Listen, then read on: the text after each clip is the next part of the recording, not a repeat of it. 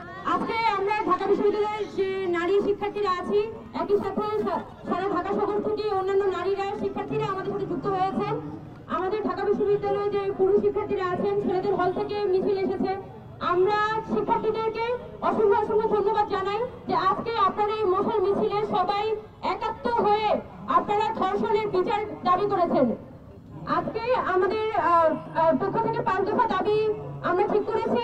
সেখানে প্রথম 2টি দাবি আমাদের আশরাফা যে শামসুন্নাহার হলের শিক্ষার্থী তিনি ঘোষণা করেছেন।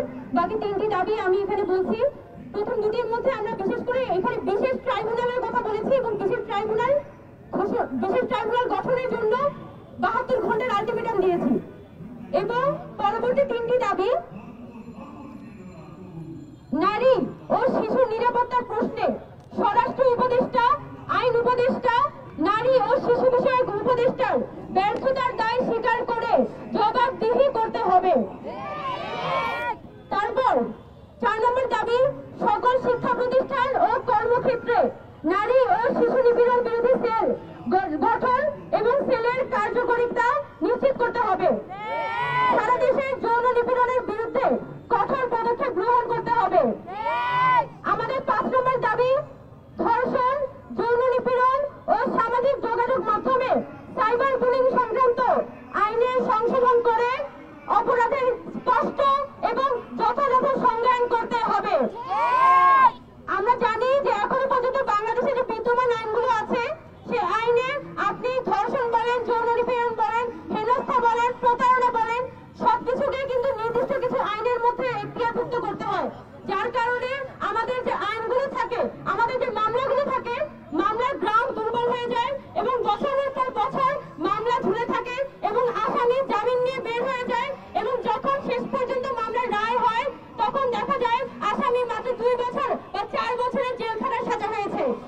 এই কারণে আমরা চাই যে আমাদের নারী ও শিশু নিপীড়ন বিষয়ক যত আইন আছে, সেই আইনগুলো ক্লজ যাতে সরকারের পক্ষ থেকে স্পষ্ট করা হয়। আমরা এই 5টি দাবির ক্ষেত্রে বলতে চাই যে প্রতিটি বিচারের তদন্ত কার্যে যত ধর্ষণ হয়েছে সবগুলোর বিচারের তদন্ত কার্যে প্রশাসন ও আইন শৃঙ্খলা বাহিনীর সর্বোচ্চ সহযোগিতা নিশ্চিত করতে হবে। বিচারের প্রক্রিয়ায় দীর্ঘসূত্রিতা বন্ধ ও দ্রুত সময়ের মধ্যে বিচার কার্য সম্পন্ন করার ক্ষেত্রে প্রধান বিচারপতির নির্দেশনা থাকতে হবে। আমরা বাংলাদেশের আপামর জনগণের উদ্দেশ্যে বলতে চাই, আমরা ছাত্ররা আজকে ধর্ষণের দাবিতে, ধর্ষণের প্রতিবাদে আমরা রাস্তায় নেমেছি, ধর্ষণের বিচারের দাবিতে আজকে রাস্তায় নেমেছি। আমরা বলতে চাই, এই যে অব্যাহত ধর্ষণ ও নিপীড়ন, সেটা বন্ধে আপনারা সামাজিক প্রতিরোধ গড়ে তুলুন।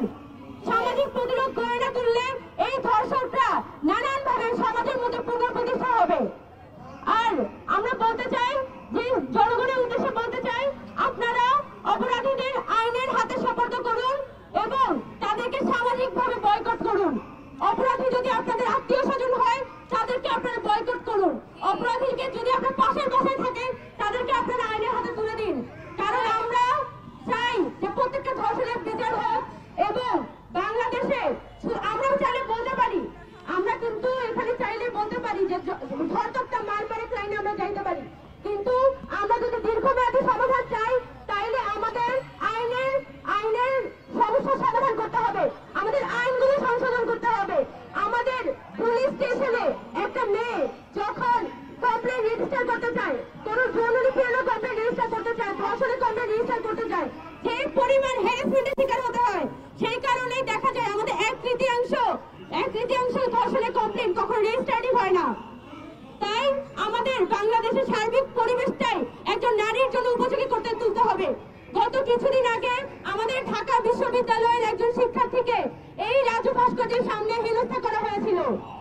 আমরা দেখেছি কিভাবে হেনস্থাকারীকে, ওই ইফতিজারকে দিনে দুপুরে মালা পরিয়ে, ফুলের মালা পরিয়ে তাকে জামিন দিয়ে নিয়ে আসা হয়। এটা আমাদের বাংলাদেশের জনগণের জন্য লজ্জা। আমরা বলতে চাই যে আপনারা না বুঝে না জেনে একটা ইফতিজারকে সাপোর্ট করবেন না। আপনারা সারা রাত একটা ইফতিজারকে সাপোর্ট করে গেছেন এবং সকালবেলা দেখেছেন যে এই লোক আসলে একটা পারভার্ট ছিল এবং সে আসলে আমাদের বোনকে নানান হেনস্থাই আসলে করেছিল। আজকে আমাদের যেহেতু আমাদের বিশেষ ট্রাইব্যুনাল গঠনের জন্য আমরা 3 কার্য দিবসের আলটিমেটাম ঘোষণা করেছি। এই সময় আমরা প্রধান বিচারপতির কাছে আমরা স্মারকলিপি দেব, আমরা প্রধান উপদেষ্টার কাছে স্মারকলিপি দেব এবং এই সময়ে আমরা অনলাইন স্ফিয়ারে আমাদের এই 5 দফা দাবির পক্ষে সবার কাছে জনমত গড়ে তুলব। আমরা জানি যে সারা বাংলাদেশে কিন্তু ধর্ষণ ও নিপীড়ন প্রতিরোধে ছাত্ররা জনতা তারা কিন্তু রাস্তায় নেমেছে, বিভিন্ন ব্যানারে কিন্তু তারা প্রোগ্রাম করছে।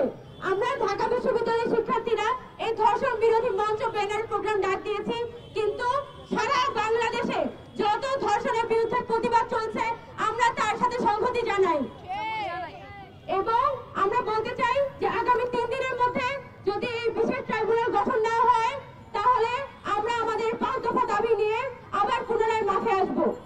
আজকে আমাদের এই কর্মসূচি, আমাদের এই যে ছাত্রীদের ঢাকা বিশ্ববিদ্যালয়ের ছাত্রীদের পক্ষ থেকে যে কর্মসূচিটি ছিল সেই কর্মসূচিটি আমরা এখানে সমাপ্ত ঘোষণা করলাম। আপনারা যারা এখানে এসেছেন তাদের সবাইকে